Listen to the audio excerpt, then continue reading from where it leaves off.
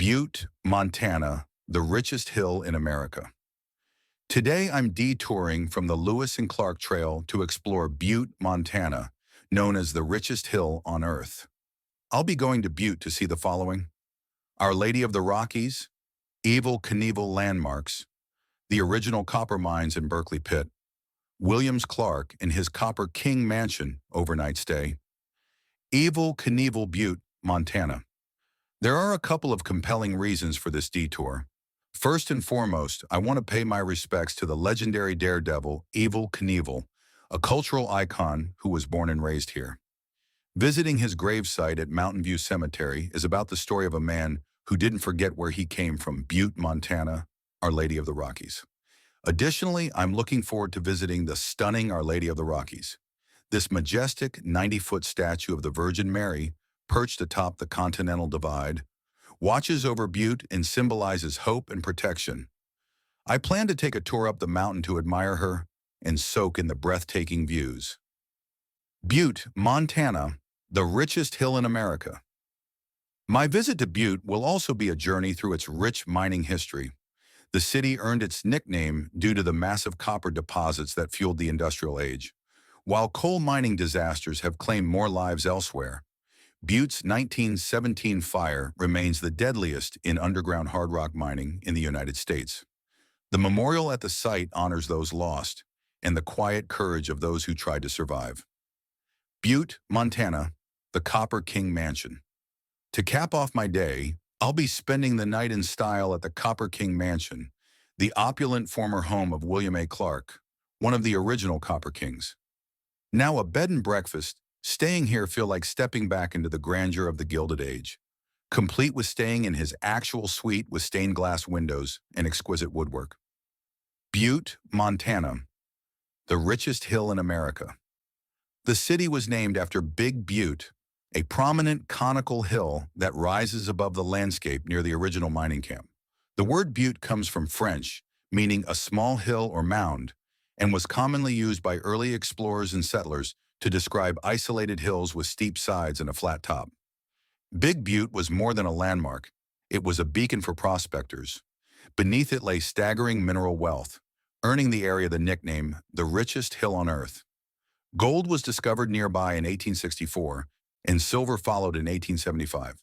The name Butte stuck, and the town grew rapidly around the mines.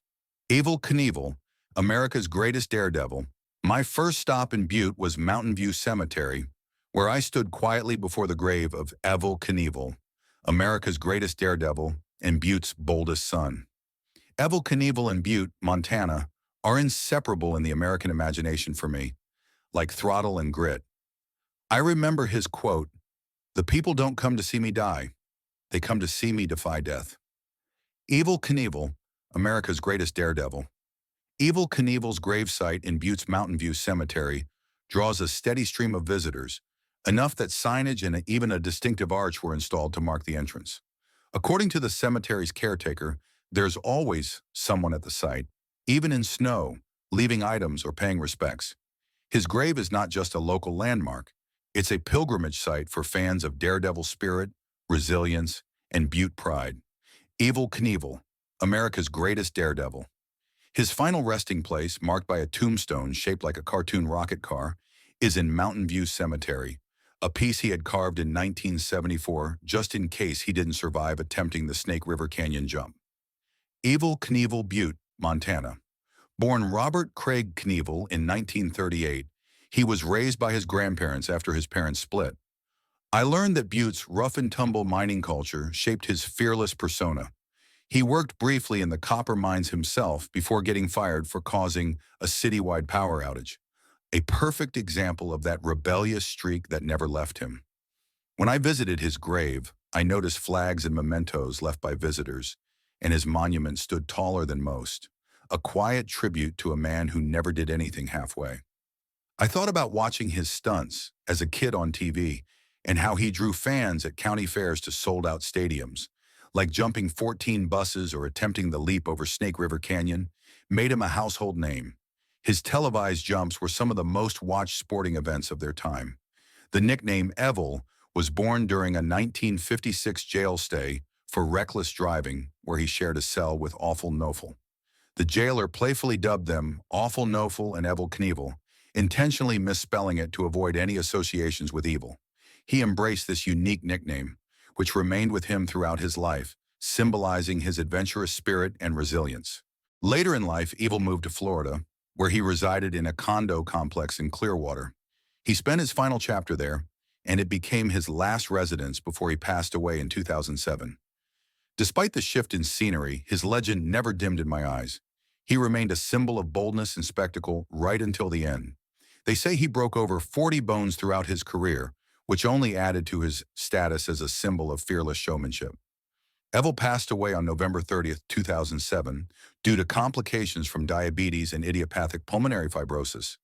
Despite his final moments in Florida, he was buried back in his hometown of Butte, Montana, at Mountain View Cemetery, a fitting return to where his legend began. Standing at his grave, I took in the tall monument and a red, white, and blue banner, as well as American flags nearby. It wasn't just a resting place, it was a tribute to a man who believed that a mile-long leap was worth the risk. I once stood close to him at a sporting event in Tampa, but I didn't dare to speak to him. I just admired him from a distance. Even at his late age, he still had a swagger and commanded greatness. R.I.P. Evel Knievel.